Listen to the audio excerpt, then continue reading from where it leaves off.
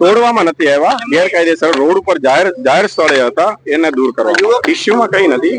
એ અમારે નામદાર કોર્ટમાં જે ફરિયાદ દાખલ છે એ મુજબનું એ લિસ્ટમાં સામેલ છે. જે જાહેર રોડ ઉપરનું, ટીપી રોડ ઉપરનું ગેરકાયદેસર કહેવાય. એટલે એના બાબતે તમામ લીગલી પ્રોસિજર પૂર્ણ કરીને હાલ અમે દૂર કરવાની કાર્યવાહી ચાલુમાં છે. નહીં ઓલરેડી 2004માં સર્વે પૂર્ણ થઈ ગયો છે અને જે તે સમયે કોર્ટમાં લિસ્ટ સામેલ છે. હવે એ લિસ્ટ મુજબની આ કાર્યવાહી ચાલુ. નહીં એવું નથી. તમામ ધાર્મિક સ્થળો, તમામ જે ગેરકાયદેસર જાહેર રોડ ઉપરના ઓલરેડી એ જાહેર જ છે, ઓલરેડી કોર્ટમાં સબમિટેડ છે. પીઆરઓ મારફત અમે જાણ કરી. તમામ જાણ છે, પીઆરઓ મારફત જાણ કરી.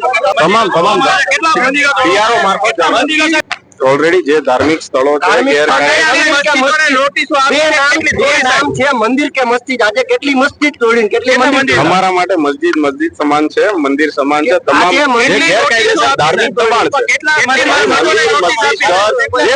કોઈ પણ આવી શકે. કોર્પોરેશન હિન્દુઓને ઉશ્કેરવાનું કામ કરે છે.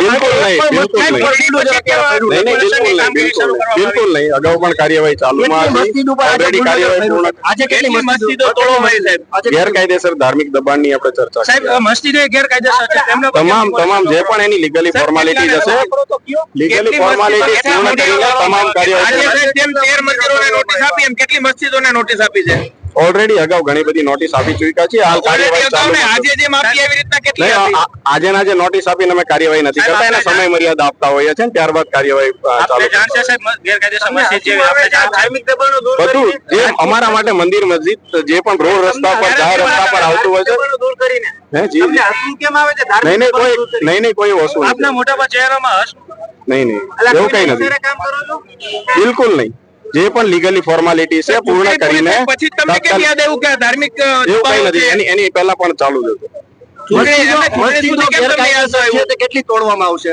ઓલરેડી જે પણ લિસ્ટમાં હશે, નામદાર કોર્ટના લિસ્ટમાં ઓલરેડી આપને જે જાણકારી જોતી હશે તમામ માહિતી છે ઉપલબ્ધ છે. પણ અત્યારે એ ચર્ચાનો વિષય નથી. અત્યારે જે